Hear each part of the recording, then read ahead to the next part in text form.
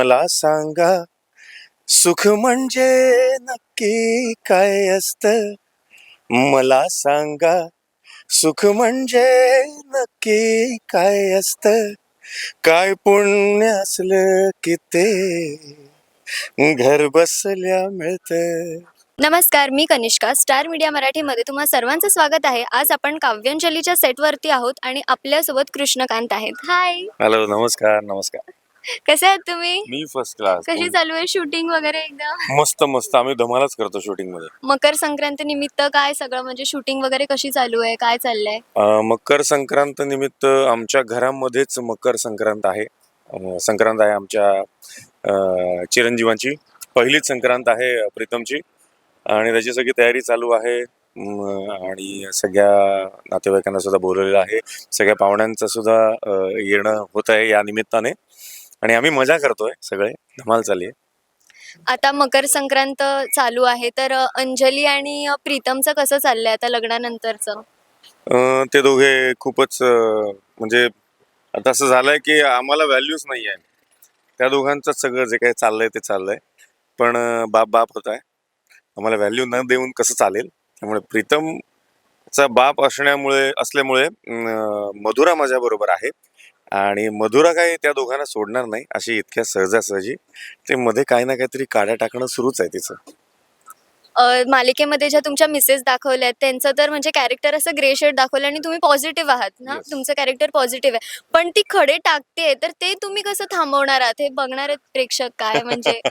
नाही, ते तर मी थांबवू नाही शकत. पण त्या खड्यांचा जो होणारा परिणाम आहे तो काही अर्थी कमी करण्याचा प्रयत्न करतो, आणि माझे ते प्रयत्न सुरूच असतात, आणि हे प्रयत्न असे चालूच असणार आहेत.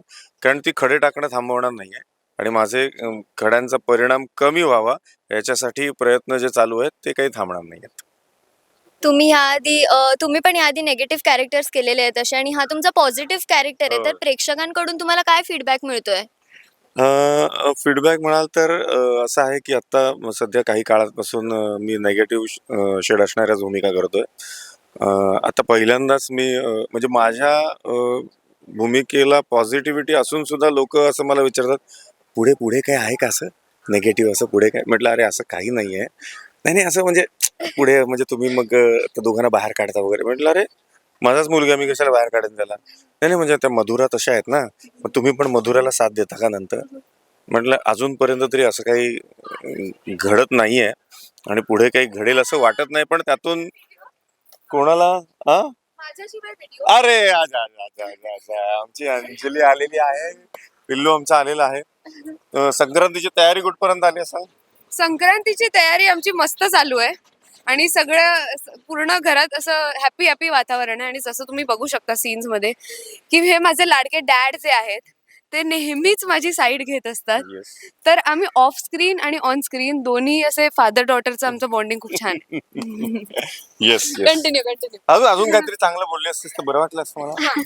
अजून चांगलं की तुम्ही आता इंटरव्ह्यू घेतच आहात तर ह्याला 2 ओळी गायला सांगा. अरे कारण हा तुम्हाला सांगते हा सकाळी सेटवर येतो.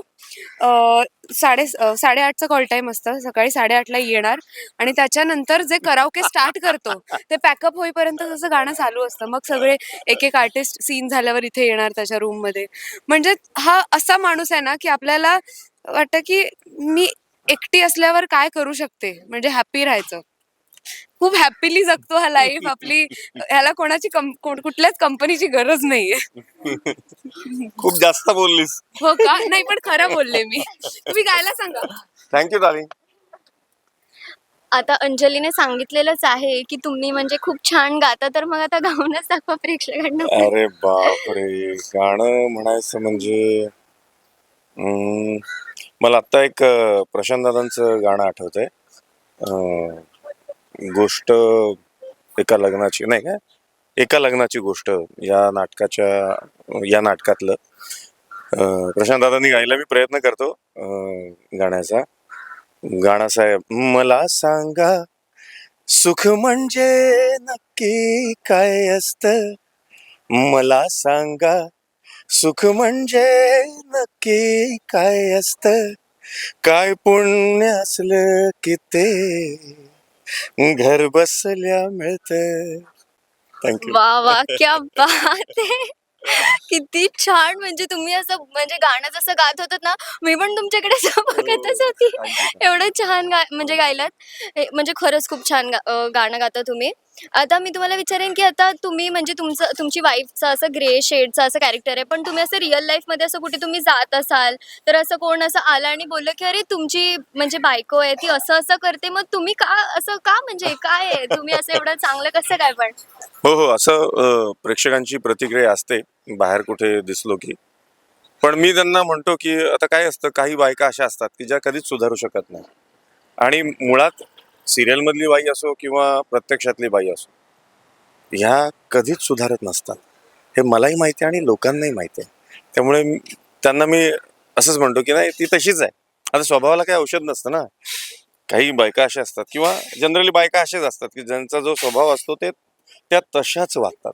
मधुरा पण तशीच आहे. ती नाही सुधारणार. आता मकर संक्रांत आहे, तर आपण कॅलेंडर जसा बदलतो, तसंच आपण ना म्हणजे पास्ट इयरचं असतं ते आपण विसरून जातो. तर नवीन वर्षाचं तुम्ही काय सांगाल आता प्रेक्षकांना? तुमच्याबद्दल काय सांगाल? तुम्ही काय असं बदललंय स्वतःमध्ये काय असं? अ, काही सांगाल याच्यापेक्षा मी काही ठरवलंय नवीन वर्षात. अ, मला बारीक व्हायचं आहे आणि ज्यासाठी मी खूप प्रयत्न करतोय. पण मी खूप फूडी असल्या कारणाने मला सतत खायला लागतं काही ना काहीतरी, इकडनं काहीतरी मागव. इकडे समोरच हॉटेल आहे आमच्या आणि उत्तम मिळतं खायला.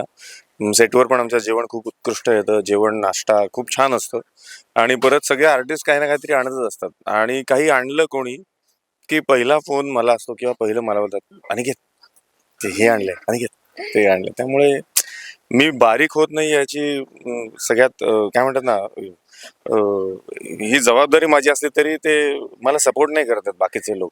सतत काही ना काहीतरी खायला घालतात. म्हणजे तुम्ही एक फूडी पर्सन आहात. हां. Nice, nice. पण ते चांगलं आहे. असं खात राहावं माणसाने. हो, पण यात बारीक व्हायला पाहिजे. म्हणजे खूपच जास्त हेल्दी आहे. आता मकर संक्रांती आहे, तर मग तुम्हाला खावं तर लागणारच तिळाचे लाडू, हो. वेगवेगळं असं काय? ते सीनमध्ये कमी, आमच्या पोटात जास्त जातात. आम्ही सीनला एक 50-60 लाडू आले, की त्यातले 25 लाडू आम्हीच खातो. घेरे, घेरे जसं काही आम्हीच घरातनं आणलेत. हां. खावं, खावं माणसाने खातच राहावं. येस. आणि आता मकर संक्रांती आहे, तर तुम्ही प्रेक्षकांना काय सांगाल? सर्वप्रथम सर्व प्रेक्षकांना मकर संक्रांतीच्या खूप खूप शुभेच्छा आणि रोज रात्री कलर्स मराठीवर पाहत राहा काव्यांजली न चुकता. धन्यवाद. Thank you. थँक्यू.